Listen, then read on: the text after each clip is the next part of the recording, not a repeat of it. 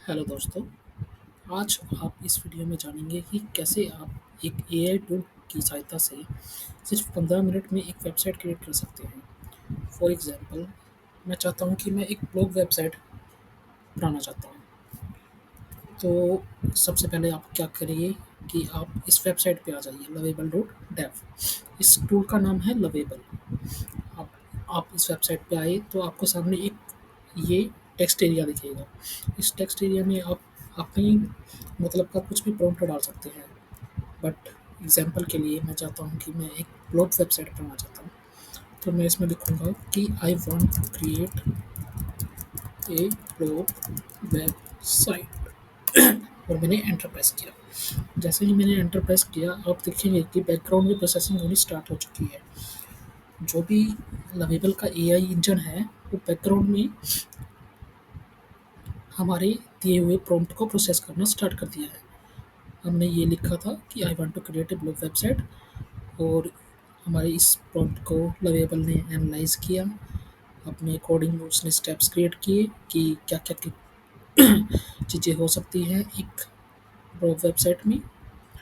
और ये अपना कोड बैक बैकएंड में लिख रहा है। ये सिर्फ आपका थोड़ा-सा टाइम लेगा, ज़्यादा से ज़्यादा 5 से लेके 10 मिनट तक। और एक चीज़ आपको और बताना चाहूँगा कि जैसे ही ये क्रिएट हो जाएगा, आपके राइट साइड में वो पूरा का पूरा इंटरैक्टिव डिज़ाइन आपको विज़िबल हो जाएगा। Still it is under process, so थोड़ा-सा वेट करते हैं। देखिए, ये अभी हेडर राइट कर रहा है।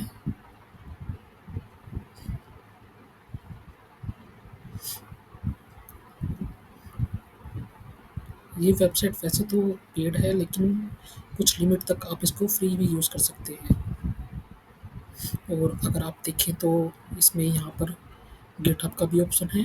आपका जो भी कोड क्रिएट होगा, उसको आप अपने गिटहब पे डिप्लॉय कर सकते हैं। साथ ही साथ यहाँ पे पब्लिश का ऑप्शन भी है। आप अपने प्रोजेक्ट को पब्लिश भी कर सकते हैं।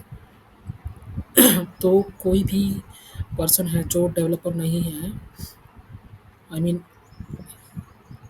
कि किसी को अगर कोडिंग नहीं आती, तो वो यहाँ से डायरेक्ट अपने प्रॉम्प्ट लिख के वेबसाइट को डिज़ाइन कर सकता है, क्रिएट कर सकता है एंड उसको पब्लिश कर सकता है।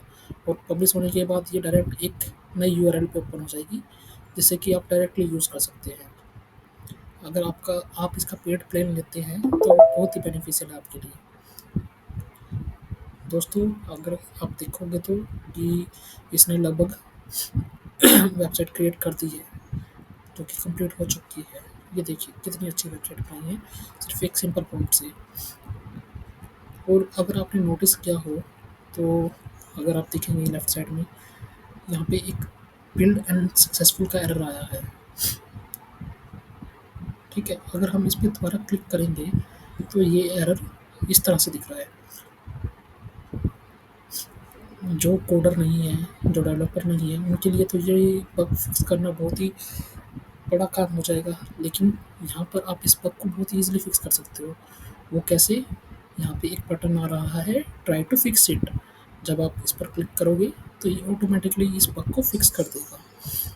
इन्होंने जो भी अपना मॉडल ट्रेन किया है, उसको इस वे में भी ट्रेन किया है कि अगर कुछ भी डेवलपमेंट के टाइम पे कुछ भी बग आता है, तो उसको ऑटोमैटिकली फिक्स करे। अभी देखिए, ये अभी आप इस बग को फिक्स भी कर रहा है। अगर आप देखोगे तो ये लगभग बग को फिक्स कर चुका है। यहाँ पे लिखा आ चुका है कि the error has been fixed by adding the style prop. तो एक छोटा-सा ही एरर था, कहीं पे स्टाइल प्रॉपर्टी मिसिंग थी।